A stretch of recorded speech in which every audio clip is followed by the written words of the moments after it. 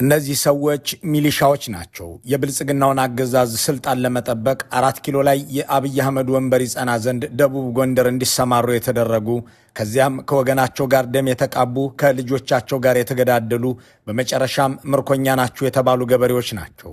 ለወትሮው ስራቸው አርሶ አደርነት፣ ውሎ አዳራቸው ግብርና ላይ ነበር።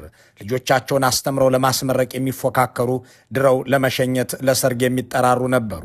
የብልጽግና መንግስት ግን ለሞት የሚፈላለጉ ጠላቶች ያደረጋቸው።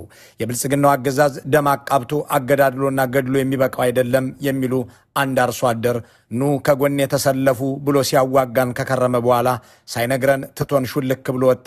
ሰራዊቱን ሲያስወጣ ሚሊሻዎቹን በተኙበት የእሳት ራት እንደሆኑ አደረጋቸው ይሉና ለእያንዳንዱ ገበሬ የሰጣቸው 30 ጥይት ብቻ እንደነበር ይናገራሉ። እዚህ ውስጥ ያሉት ጎምዛዛ ታሪኮች የኢትዮጵያን መልክና የብልጽግናን አመል ግልጥልጥ አድርገው የሚያስቀምጡ ናቸው። ከብልጽግና መንግስት ጋር መጠጋት፣ ይህንን አገዛዝ ማገልገል፣ ከዚህ መንግስት ጋር በመሆን ጠላት ማብዛት፣ በመጨረሻም እንደ አማራ ክልል አድማ በታኝና ሚሊሻ፣ እንደ አብርሃም በላይ ካቢኔ፣ እንደ ሻቢያ ሰራዊት መሆን ነው። እነዚህን ነገሮች እንዴትና ምን አገናኛቸው የሚለው ጥሩ ጥያቄ ነው። የዕለቱ አጀንዳችን የሚሆነው ነው። ብልጽግና ኑ አብራችሁኝ ተሰለፉ ተሰየፉም ብሎ የሚያሰልፋቸውን ሰዎች በኋላ ላይ ለእሳት ሲዳርጋቸው ከወለጋ እስከ ወልዲያ ከደብረ ታቦር እስከ ትግራይ እየታየ ሆኗል። የብልጽግናው አገዛዝ ይዋሻል የሚለውንም ሆነ ከሃዲ ነው የሚለውን ጉዳይ ብዙዎች ይስማሙበታል። ወዳጆቼ ደጀኖቼ ያላቸውን ክዶ ትቶና አሳልፎ ሰጥቶ የሄደባቸውን አጋጣሚዎች በመረዳት ረገድ ግን እምብዛም የተሰራም የተሰማም አይመስልም። በዚህ ጥንቅር እሱን ለመመልከት እንሞክራለን። መነሻችን ሰሞኑን ብልጽግና ከደቡባዊ የጎንደር ክፍል መከላከያ ጦሩን ሲያስወጣ ሚሊሻና አድማ በታኞቼ ሲላቸው የነበሩትን ትቶ የወጣበት አጋጣሚ ነው። ይህንን ጉዳይ ስናነሳ በብልጽግና ክህደት ከተፈጸመባቸው ሰዎች መካከል አንዱን አነጋግረናል። ሆቴል ሰብስበውን ሄሊኮፕተር ይመጣላችኋል ብለውን በተቀመጥንበት ታጣቂዎች መግባት ጀመሩ የሚሉት እኒሁ ግለሰብ በጄኔራሎች ታግተው እንደነበርም ይገልጻሉ። የእርሳቸው ተሞክሮ ብልጽግናን አምኖ መከተል ጉምን እንደመጨበጥ ያለ ብቻ ሳይሆን እሳት ላይ እንደመጣልም ያለ መሆኑን የሚያመለክት ነው። ፕሬዚዳንቱ ደግሞ የአብይ አህመድ አገዛዝ አብረን ዘምተንና አብረን ሞተን ብቻውን ሊድን ትቶን ወጣ ሲሉ እናገኛቸዋለን። አንድ አስተያየት ሰጪ በበኩላቸው አብይ ክፋትን ከደምና አጥንታቸው ጋር ያዋሃዱ ጭካኔን ያለማመዱ ቢሆንም ይህንን ጠባይ ለማዳበር ከመሐመድ ቢን ዛይድ ተምረውበታል ይላሉ። እዚህ ጋር አንድ ተራራ የሚያህል እውነት ደግሞ አለ። በኢትዮጵያ መንግስታት ታሪክ በርካታ ባለስልጣኖቹን ያስገደለ ከብልጽግና ውጭ ሌላ መንግስት የለም። ከሚኒስትር እስከ ኢታማዦር ሹም፣ ከፕሬዝዳንት እስከ ቢሮ ኃላፊ፣ ከወረዳ አስተዳዳሪ እስከ ፖሊስ ኮሚሽነር ያልተገደለ የለም። ብልጽግና ከጅብ የማያስጥል ያህያ ባል ነውና ለራሱ ሹሞችም ዋስትና መሆን አይችልም። እነሱን አይከላከላቸውም፣ ይልቁንም ትቷቸው ይጠፋል፣ ይገድላቸዋልም። ይህንን በዝርዝር እንመለከተውና አንድ ሚሊሻ ወይም አድማ በታኝ አልያም ልዩ ኃይል ወይም ሚኒስትር በምን ዋስትና የአብይ አህመድ ሹም ይሆናል የሚለውን ጥያቄ እናነሳለን። ከዚህ በፊት ግን ስለ ግልገል ፋኖና ኮዳ እንነግራችኋለን። እንደ ሁልጊዜው ምኞታችንና ግብዣችን አንድ ነው። እስከ መጨረሻው አብራችሁን ቆዩ።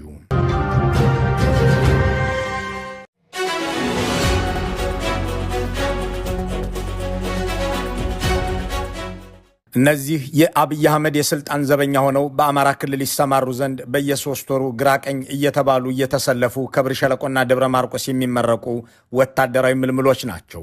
በሕግ የሚጠሩበት ስማቸው አድማ ብተና ይባላል። አማራ ክልል ውስጥ ግን አድማ የለም። በሰማይ ድሮንና ጄት የሚምዘገዘጉበት፣ በምድር ታንክና መድፍ የሚንቆራጠጡበት ቅልጥ ያለ ጦርነት እንጂ የሚካሄድ አድማ የለም።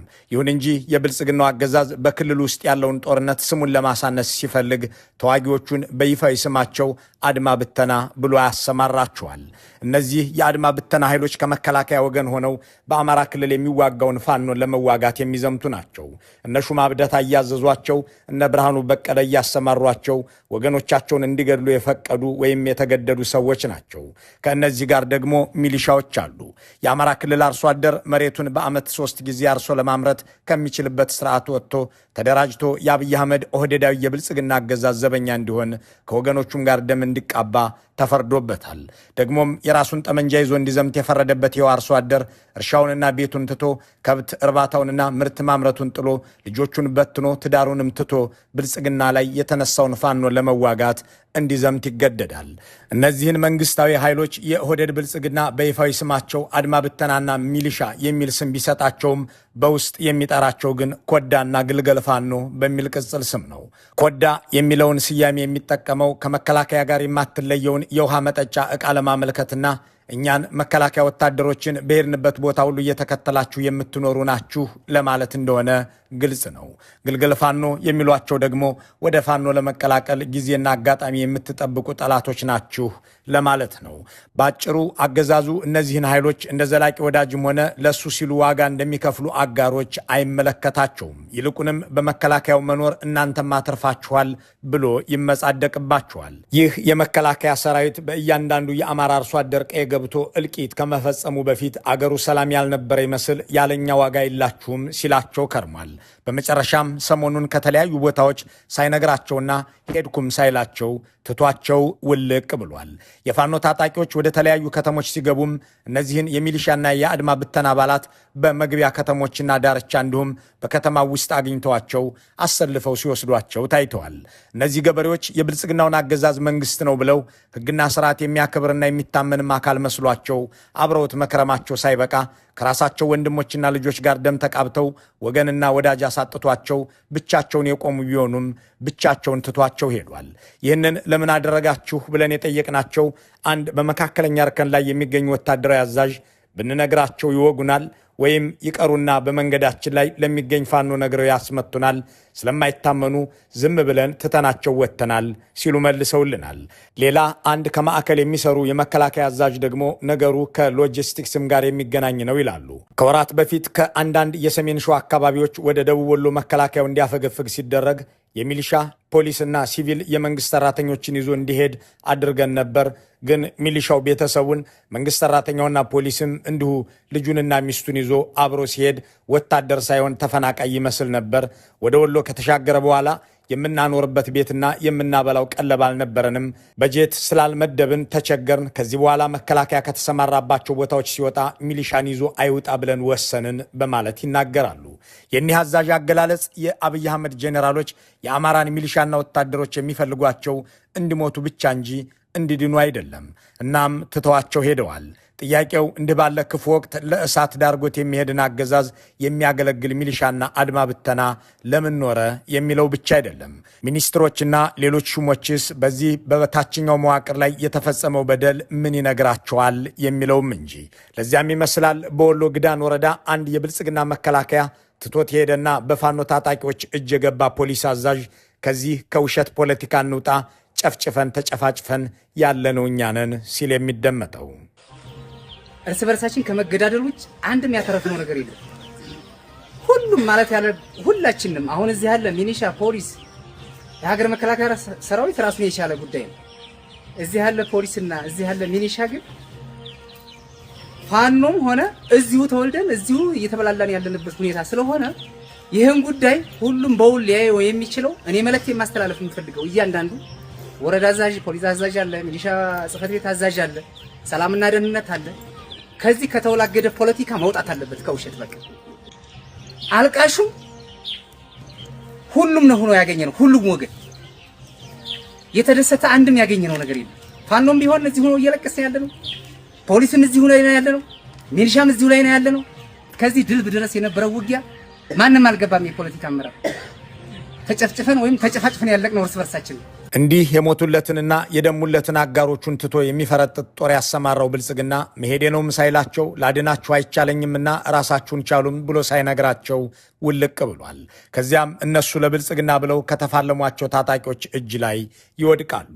ብልጽግና አጋሮቼ ናችሁ ኑ ከእኔ ጋርም ዝመቱ ብሎ ከተጠቀመባቸው በኋላ ለእሳትና ለጠላት ትቶ የመሄዱ ነገር አሁን የጀመረው አይደለም። ባለፉት ዓመታት ሁሉ ደጋግሞ ያደረገው ነገር ነው። በኦሮሚያም በትግራይ ክልልም ይህንኑ አድርጓል። በተለይ በትግራይ ክልል ሙሉ ካቢኔውን አንድ ሆቴል ውስጥ ትቶ ሄዷል። ሰኔ 21 2013 ዓ.ም የትግራይ ሰራዊት የአብይ አህመድን ክፍለ ጦሮች እንደ ጥንቅሽ በየጥሻው ጥሎ የክፍለ ጦሮቹን አዛዦች እጅ ወደ ላይ እያስባለ ያሸነፈበት የአሉላ አባነጋ ዘመቻ ሲከፈት በአብርሃም በላይ የሚመራውና አብይ አህመድ ያቋቋሙት ጊዜያዊ የትግራይ መንግስት መቀሌ ላይ ምንም መረጃ አልነበረውም። በዚህ ወቅት የጊዜያዊ መንግስቱ ካቢኔ አባላትም በአክሱም ሆቴል እንዲቀመጡ ተደረገ። ከቀኑ 6 ሰዓት ጀምረን በሆቴሉ ውስጥ ሆነን በሩን ስንመለከት ዋልን የሚሉት ያኔው የጊዜያዊ መንግስት ካቢኔ አባልና የፕሬዝዳንት ጽህፈት ቤት ኃላፊ የነበሩት ገብረ መስቀል ካሳ የትግራይ ሰራዊት አባላት ወደ መቀሌ እየገቡ እኛም እያየናቸው መከላከያ ትቶን ሄደ ሲሉ ለኢትዮ ፎረም ይናገራሉ። ሰኞ ነበረ ሰኔ 21 አክሱም ሆቴል ሁኑና ሄሊኮፕተር ይመጣል በአውሮፕላን እናስወጣቸዋለን ተባለ። እስከ 6:30 አካባቢ አውሮፕላን መጣ። የኛ ጊዜያዊ አስተዳደር ካቢኔ በሙሉ አክሱም ሆቴል ነበር። ቀን ሙሉ ሰዎችም ያዩናል። ስናያቸው ታጣቂዎች የሚመስሉትም ግን መሳሪያ ያልታጠቁ ባዶ እጃቸውን በግሩፕ የሚንቀሳቀሱ ከተማውን ተቆጣጥሮት ነበረ። የኔ አጃቢዎች ከኔ ጋር ነበሩ። ስለዚህ እዛ ቆየን። አጃቢዎቼን አናገርኳቸው። ምንድነው እየተደረገ ያለው ኢንፎርሜሽን አላችሁ ወይ አልኳቸው። መከላከያ እየወጣ ነው ምናምን እና ምንድነው የሚሻለው ምናምን ብዬ ሳናገራቸው የኔ አጃቢዎቼን የነበሩት እኛማ መኪና መንዳት ስለማንችል ነው እንጂ መውጣት ነው የነበረብን ምናምን አሉ። እሱም ሳይነገራቸው ከኛ ጋር ጥሏቸው ነው የሄዱት። አውሮፕላኑ 6:30 ላይ ደርሶ ሰኞ የተወሰኑ ታማኝ የሚባሉ ሰዎችን ይዞ በሙሉ የትግራይ ክልል ካቢኔ እዛ ጥሎን ሄዱ ማለት ነው። አብረውት የተሰለፉ በህዝባቸው ምናልባትም በቤተሰቦቻቸው ጭምር ብዙ ግዘት እያስተናገዱ መንግስት መስሏቸው ኃላፊነት የሚሰማውና ለስርዓት የሚገዛ መስሏቸው አብረውት የከረሙት ደግሞም ስንት ጠላት ያፈራላቸውን ከብልጽግና ጋር መገኘት አሳፋሪ ነገር ሆኖ በሚታይበት ሁኔታ ውስጥ እነሱ ግን ይህንንም ወደ ጎን ብለው ከእሱ ጋር ሲሰሩ የነበሩትን የካቢኔ አባላት በአንድ ሆቴል ውስጥ አንድ ላይ ትቷቸው ወጣ። የአብርሃም በላይ እህት ግን በአውሮፕላን እንድትወጣ ተደርጋ ነበር። የዶክተር አብርሃም እህትም መከላከያ ይዟት ወጥቶ ነበረ። እኛ አላወቅንም። እዛ መቀሌ ነበረች። በኃይል ይዟት ወጡ ነው የሚባለው። ብልጽግናዎች ምናልባትም እንዲህ ላሉት የቅርብ ቤተሰቦቻቸው ብቻ ሊሆኑ ይችሉ እንደሆነ እንጂ ደም ከፍሎ ከሰው ተለያይቶ ጠላት አብዝቶ አብሯቸው የተሰለፈን ሰው እስከ መጨረሻው ይዘውት አይዘልቁም። ለዚያም ነው የትግራይ ክልል ካቢኔ አባላትን በአብይ አህመድ በቀጥታ እየተመረጡ የተሾሙ ሰዎችን በአንድ ሆቴል ውስጥ እንዲሰባሰቡ አድርጎ አታሎ ጠላቶቻችሁ ናቸው ሲላቸው የነበሩት ኃይሎች ወደ ከተማ እየገቡ እንደሆነ እያወቀ ትቷቸው የወጣው። ያንን አስጨናቂ ዕለት የሚያስታውሱት አቶ ገብረ መስቀል ካሳ ታሪኩን ሲቀጥሉ በብልጽግና እንደተከዳን ስናውቅ የካቢኔ አባላት በአፋር በኩል ራሳችን መኪና እየነዳን መውጣት ጀመርን ይሉና ይሁን እንጂ መንገድ ላይ ጄኔራሎቹ ለምን ትወጣላችሁ ብለው አገቱን በማለት ያስታውሳሉ። ኢሪፕት የሚባል አካባቢ ሜጀር ጀነራል ክንዱ ገዙ፣ ሜጀር ጀነራል ሰሎሞን ኒቴፋ እና ሜጀር ጀነራል ሰይድ ይመስለኛል ሶስተኛ የነበረው መውጫ ላይ ቆይቶ አቆምን። ሁላችንም ማለት ነው። ሁላችንም ነው የቆምነው። ከዛ የጽህፈት ቤት ኃላፊው ልጅ የት አለ ፕሬዚደንት ጽህፈት ቤት ኃላፊው የነበር አሏቸው። አሳየዋቸው። ከዛ ጠርቶኝ ወደ ቋጥኝ የሚመስል ወደ ውስጥ ገባን እና ወደዚህ ብሎኝ እዛ ተነጋገርን ምናምን። ወዴት ነው የምትሄደው? የት እየሄዳችሁ ነው ምናምን ብሎ ጠየቁኝ። እናንተ ወዴት ነው የምትሄዱት ብዬ ጠየቅኳቸው። ወዴት ነው የምትሄደው አሉኝ። አዲስ አበባ ነው የምንሄደው ምናምን አልኳቸው። ማና ብሎ ነው አለኝ ሜጀር ጀነራል ክንዱ ገዙ። ዶክተር አብርሃም በላይ ነው። ምኑ ነህ ምናምን ሲለኝ የዶክተር አብርሃም በላይ የእህቱ ልጅ ነኝ አልኩት። ምክንያቱም ወታደሮች ነበሩ፣ ስናይፐር ይዘዋል። ሁኔታው አልተመቸኝም። እና አቶ ገብረ መስቀልና መላ ካቢኔው መንግስትና ስርዓትን የሚያከብር መሪ ያለ መስሏቸው አብረውት የከረሙት ጦር ከድቷቸው ሲወጣ ተከትለውት መውጣት እንኳን እንደማይችሉ ሲያውቁ አውራ ተላላኪውን የአብርሃም በላይን ስም መጥራት ነበረባቸው። የሱ የስጋ ዘመድን መስለው ማታለል ነበረባቸው። በእሳቸው ምክንያት መላ ካቢኔው ተርፎና ተፈቅዶለት ከ3 ቀናት በኋላ ወደ አዲስ አበባ ተሄደ። እዚያም ሲደርስ የትግራይ ዘር ወደ ከተማ እንዳይገባ የከለከለው አገዛዝ እነሱንም አገታቸው።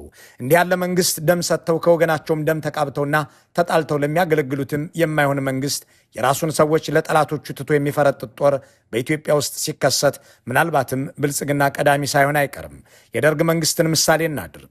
በ1981 ዓ.ም ከመላ ትግራይ በህወሓት እንደተሸነፈ ያወቀው የመንግስቱ ኃይለማርያም መንግስት የተረፈውን ሰራዊት ሲያስወጣ በትግራይ ክፍለ ሀገር ውስጥ አሰማርቷቸው የነበሩ የአካባቢው ተወላጅ መንግስት ሰራተኞችን በጠቅላላ መምህራንን፣ የማዘጋጃ ቤት ኃላፊዎችን፣ ሾፌሮችን፣ የባንክና የጤና ባለሙያዎችን በአጠቃላይ መላ ተቀጣሪዎችን ይዞ ወደ ደሴ ከተማ አፈገፈገ። ለ2 ዓመታት ያህልም ያለ ሥራ ደሞዝ እየከፈለ በዚያው በደሴ ከተማ ላይ አስቀምጧቸዋል። የአብይ አህመድ አገዛዝ ግን የሚሞትለት ሰው እንጂ የሚተርፍ ወዳጅ እንዲኖረው አይፈልግምና አማራ ክልልም ላይ ሲያዋጋቸው ከርሞ ትግራይም ውስጥ እንዲሁ ሲያደርግ ሰንብቶ ኦሮሚያም ላይ ይህንኑ አድርጎ በጨለማ ይጠፋል። እንዲህ ባለ መልኩ ወገኖቼ የሚላቸውን ኃይሎች ትቶ የመፈርጠጥ አመል አብይ አህመድ ወንድሜ የሚሏቸው የመሐመድ ቢን ዛይድም ጠባይ ነው። ቢን ዛይድ በተለያዩ ሀገሮች ይህንኑ እንዳደረጉ ይታወቃል የሚል አንድ አስተያየት ሰጪ አብይ አህመድም ከዚሁ አረባዊ ወዳጃቸው ከተማሩት ክፉ ጠባይ መካከል አንዱ ሊሆን ይችላል ሲል ይጨምራል። ይህንን ለምን ያደርጋሉ የሚለውን ጉዳይ በማስመልከት ከተነገሩ አስተያየቶች መካከል የአቶ ገዱ አንዳርጋቸው አንዱ ነው። በአማራ ክልል መከላከያ ትቷቸው የወጣን የሚሊሻና አድማ ብተና ኃይሎች አስመልክተው ሲናገሩ አቶ ገዱ አማሮች እርስ በርሳችሁ ተገዳደሉ ብሎ ነው ይላሉ።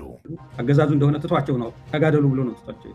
ይህንኑ ሐሳብ አቶ ገብረ መስቀልም ይጋሩታል። እኛንና ቤተሰባችንን በትግራይ ሰራዊት እንድንገደል በማድረግ በህዝብ መካከል መቃቃሩ የበለጠ እንዲሰፋ ለማድረግ ነበር ይላሉ።